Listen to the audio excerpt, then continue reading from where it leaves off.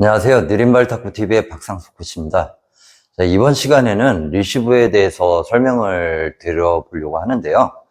자, 리시브에서 일반적으로 생각하시면은, 횡회전 서브는 각을 왼쪽으로 해서 잡아줘야 되고, 백회전 서브가 들어오면은 오른쪽으로 각을 잡아야 되고, 이런 거는 대부분 분들이 이제는 잘 알고 계실 거예요.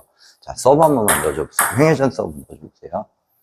공이 휘는 각에 맞춰서 각도를 잡아야 된다. 네, 요 정도까지는 다들 알고 계실 거예요.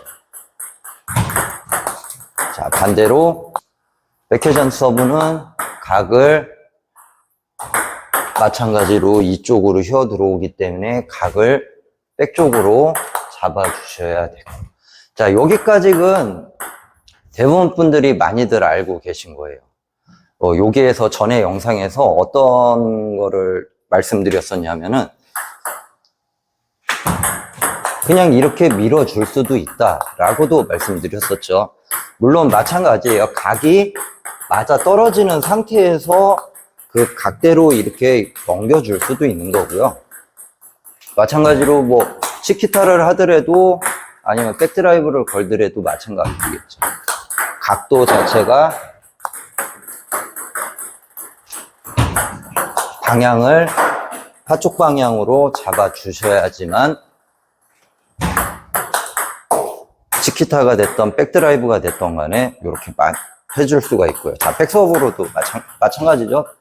백드라이브로 잡는다 하더라도 방향 자체가 확실하게 백 쪽을 잡아주는 상태에서 밀어줄 수도 있고, 넘겨줄 수도 있고, 아니면은 걸어줄 수도 있고. 자, 여기까지는 어느 정도 다 아시는 부분이라고 생각해요.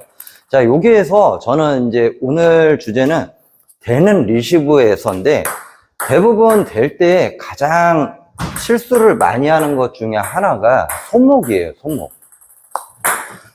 왜냐면은 처음에 각을 이렇게 잡았는데, 여기까지는 좋아요. 근데 문제는 여기서 뭐냐? 팔이 자꾸 펴지면서 손목을 쓴다는 거예요. 그래서 각이 처음에 잡았던 각하고 다르게 팔이 펴지면서 각도가 바뀌면서 범실이 많이 나죠. 그리고 또 하나는 여기에서 움직이면서 이게 움직이면서 손목을 같이 쓰시게 돼요. 그러다 보니까 공이 튕겨나가 버리죠. 리시브도 되는 리시브가 있지만은 내가 조금 더 공격적으로 리시브를 해줄 수도 있거든요. 공격이 아니지만 되는 리시브지만은 되는 게 아니라 조금 더 밀어주면서 공격적인 수비 리시브를 해줄 수도 있는데 여기에서 이제 손목을 안 써야 된다는 거죠. 그러면은 손목을 어떻게 안 써야 되냐? 팔꿈치예요. 팔꿈치가 여기에서 이렇게 나가주는 게 아니라 팔꿈치가 뒤로 들어와야 된다는 거죠. 그래야 앞으로 나가준다 하더라도 손목 자체를 안 쓰고 나가줄 수가 있기 때문에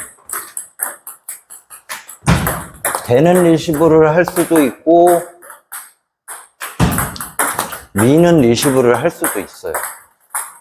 이게 손목이 안 쓰이면은 내가 좀 강하게 밀어준다 하더라도 공이 튕겨나가지가 않아요.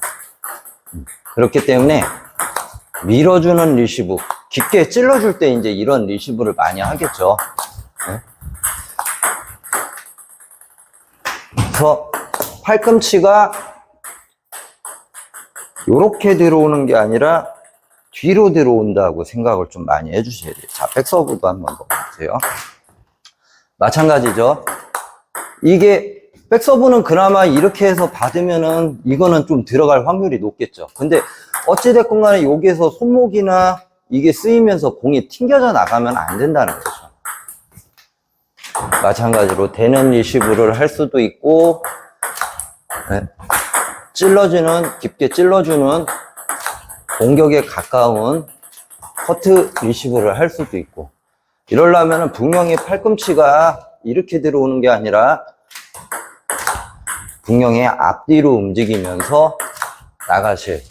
항상 리시브 하실 때에는 팔꿈치가 들려있는 상태에서가 아닌 팔꿈치를 내린 상태에서, 특히 커트 연습 같은 경우도 같은 방법이죠.